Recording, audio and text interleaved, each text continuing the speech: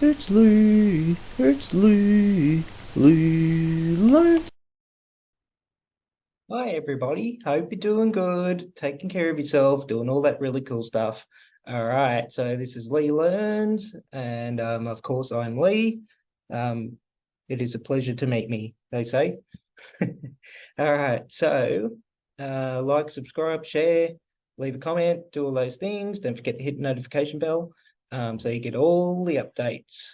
So today, what I would love to do is go over chronic fatigue syndrome. I think I mentioned it not too long ago, and I thought that this would be quite interesting. I've just been looking over a few things, and it seems to me, and it could be wrong, because I am tired. Actually, I was up very early this morning, didn't sleep much last night, but that's okay. That's what happens. No. It seems to me that not too long ago, somebody was saying that it's not really diagnosed here in Australia, or that maybe I misheard them, and maybe it is, but you have to jump through hoops. So, going to have a little bit of a look at that today, and just a couple of other things, and see what the go is with it. All right, so I am going to. Here we are. Get this going. Ah, all right. So yes, chronic fatigue syndrome, also known as. I better see if I can get this right. Hang on, hang on. Now I'm going to have a go. Myalgic encephalomyelitis. All right, let's see. Myalgic encephalomyelitis. Myalgic encephalomyelitis. Myalgic encephalomyelitis. Myalgic encephalomyelitis. Myalgic encephalomyelitis. Myalgic encephalomyelitis. Encephalomyelitis. Yeah, encephalomyelitis. Myalgic encephalomyelitis. All right. All right, I give up on that one. All right, so let's see here. It's commonly known. They call it ME/CFS, which is probably better than that myalgic encephalomyelitis. Um, Actually, I keep looking at it. When I keep looking at it, I keep seeing it as magic encephalomyelitis. All right, so I don't know if that's a thing, but yeah. So I think I like ME/CFS. All right, so how is it diagnosed? So there's no single test to diagnose ME/CFS. Your doctor will ask you about your symptoms. Sorry, ME/CFS, and how long you've had them, and might do some tests to rule out other possible causes. You can only receive a diagnosis of ME/CFS after you have had symptoms for 6 months or more. All right, so maybe I'm thinking I did get it wrong before, and could it actually be that you have to jump through some hoops? The symptoms of it: post-exertional malaise, or PEM. Symptoms get worse after physical or mental activity. Sleep dysfunction, widespread pain in muscles or joints. Actually, I actually have sore muscles at the moment. Yeah, not very good, but cognitive difficulties such as confusion or problems with concentration and or memory. Yeah, I have difficulty concentrating too. I can't even pronounce that word. Sensitivity to noise and or light, lightheadedness and or dizziness. All right, okay. I found a pretty cool thing here before.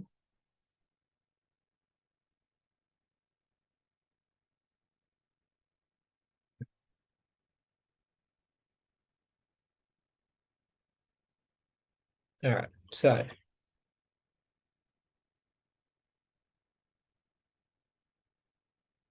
there you go. It affects over 240,000 Australians who struggle to access best practice medical care and appropriate services. Huh.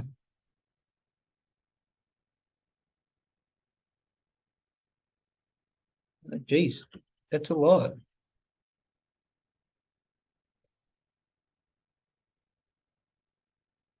Wow. All right, so here we go. I found this page, and it's actually called the CIA, the Chronic Illness Alliance. I don't know if I'd be calling it the CIA community. Could it be chronic fatigue CFA?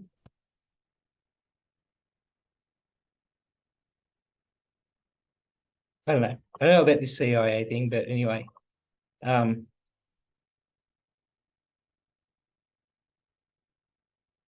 that's an interesting one there. What's that? All right, so it's got all these other things here, like talks about settling entitlements, work, welfare, wills.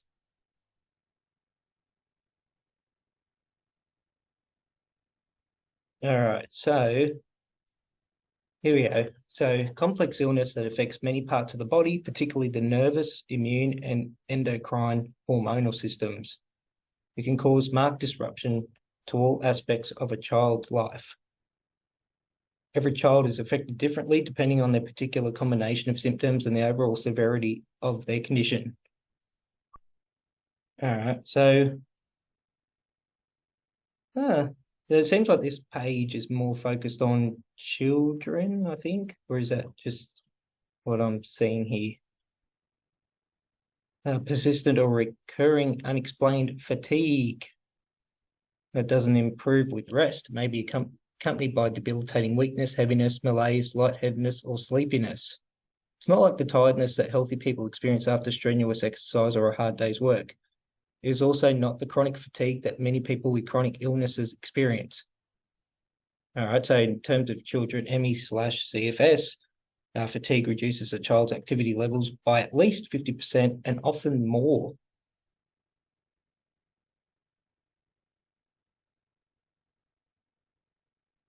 Yeah, neurological cognitive symptoms. I have difficulty finding words sometimes and pronouncing them.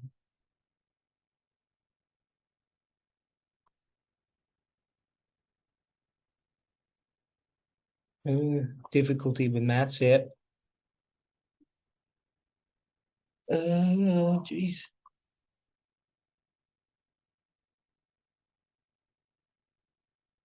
Oh, wow. All right, so here it is down here.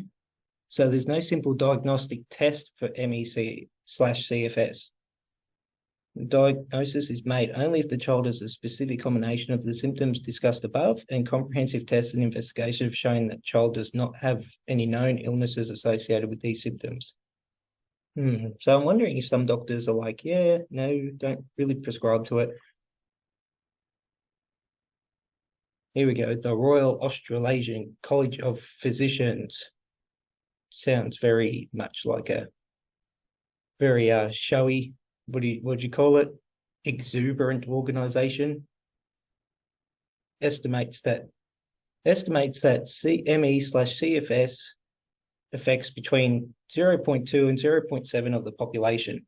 Assuming that the rate is the same in children, this means that approximately 1,100 to 3,750 students in Victorian government schools suffer from the condition. This equates to one child in every 143 to 488 students, based on 2006 enrolment figures of 537,646 students. So does that mean, so that's 2006 enrolment figures, that's probably gone up heaps, like I would say it's fully changed.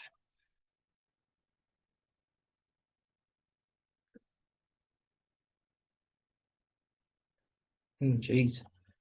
Less than 10% of people regain their previous level of health. Oh, geez. No way.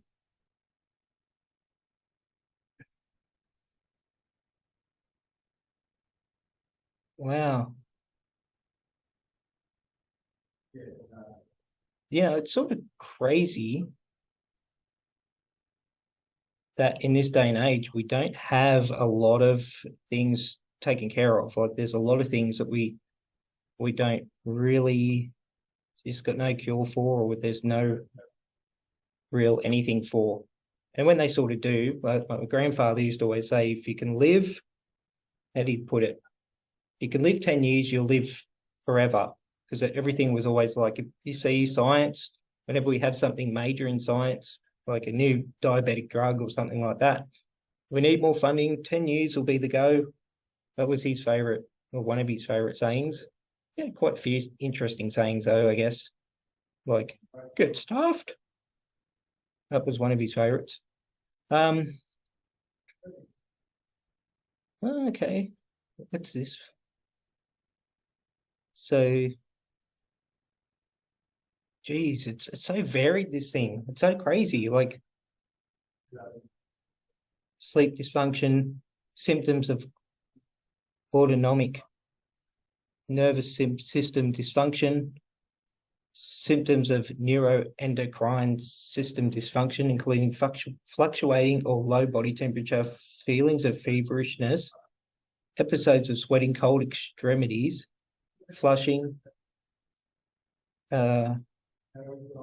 anxiety and panic attacks, worsening of symptoms when stressed, and marked changes in weight. All right, geez. Here we go.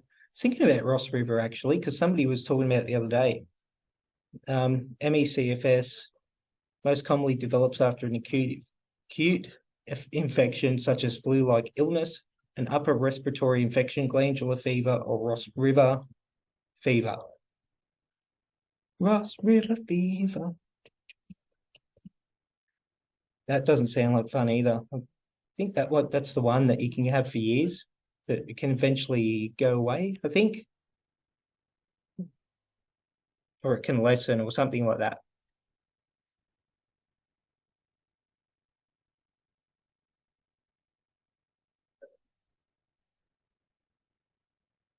All right, so that's about it.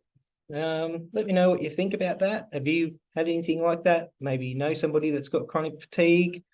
I'm pretty sure I've met a few people that do. So yeah, let me know. Other than that, I'm going to go and have a nap, I think. No, yeah, maybe. All right. As always, thanks for watching. Don't forget to like, subscribe, share, leave a comment, do all those really cool things. I appreciate it. And take care of yourself, and I'll chat to you later. Goodbye. Do me a favor. Don't disturb my friend. He's dead tired.